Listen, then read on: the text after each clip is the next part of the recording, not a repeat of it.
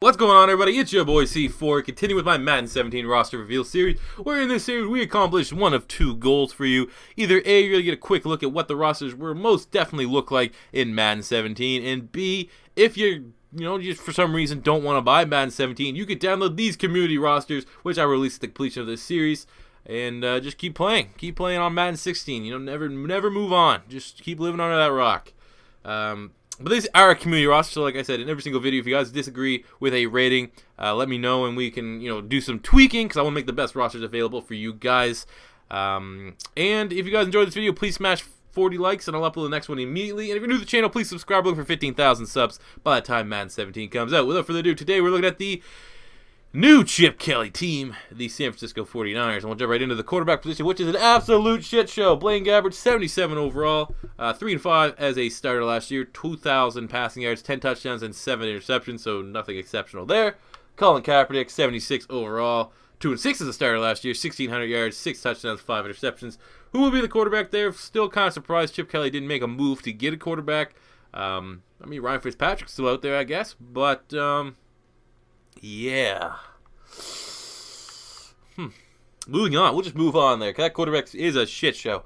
Look at the running back position, Carlos Hyde, who we gave in 83 overall. He was pretty banged up last year. Only started in 7 games, 470 yards, 3 touchdowns, as well as nothing through the air. He's not really a receiving back. But I remember that big first week one he had against the Minnesota Vikings. Everyone thought, oh my God, what a monster. So I think he'll have a nice bounce back year. He's going to have to probably do a lot of heavy carrying right now. Looking at the fullback position, Bruce Miller at 80.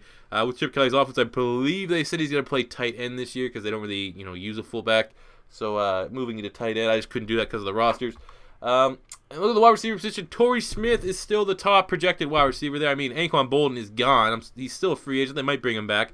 As it stands, Torrey Smith is the starting wide receiver. With 12 starts last year, 33 receptions, 663 yards, and 4 touchdowns. He is a home run threat, so, 49er fans are probably hoping he could be the second coming of Deshaun Jackson in a Chip Kelly offense. But, I mean, I would tamper your expectations a little bit there. Outside of that, they get a couple, solid playmakers. Quentin Patton, Jerome Simpson, Bruce Ellington. But, I mean, they're going to need Chip Kelly to work some sort of wizardry, because I just don't see the playmakers there to make this offense, click. At the tight end position, you got Vance McDonald, who gave it 80 overall, and he had 300 yards and I think 3 touchdowns last year. And you also got Garrett Celek, brother of Philadelphia Eagle Brent Celek, who had 3 touchdowns as well. But I mean, again, not a lot of playmakers. Unless you guys are going to assume Bruce Miller's going to have 1,000 yards.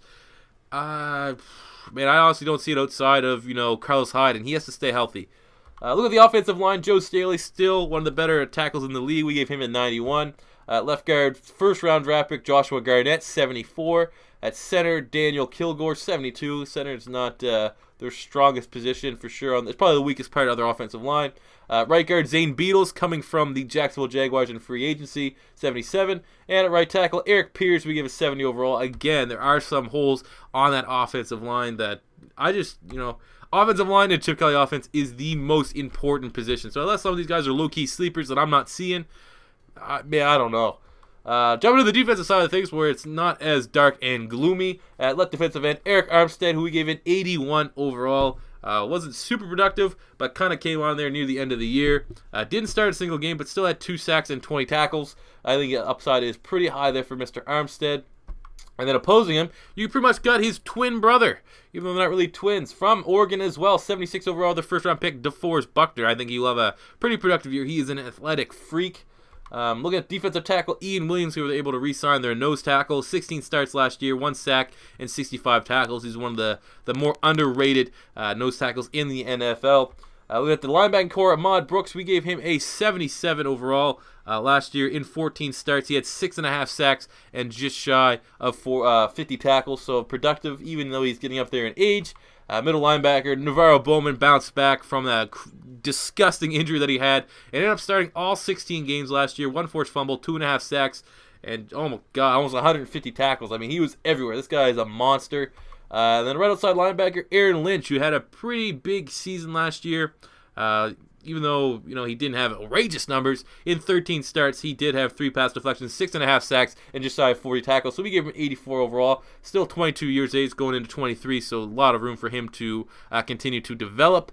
Look at the secondary. We have Tremaine Brock, who we gave an 82 overall last year. In 15 starts, he had 3 interceptions, 11 pass deflections, and just shy of 60 total tackles.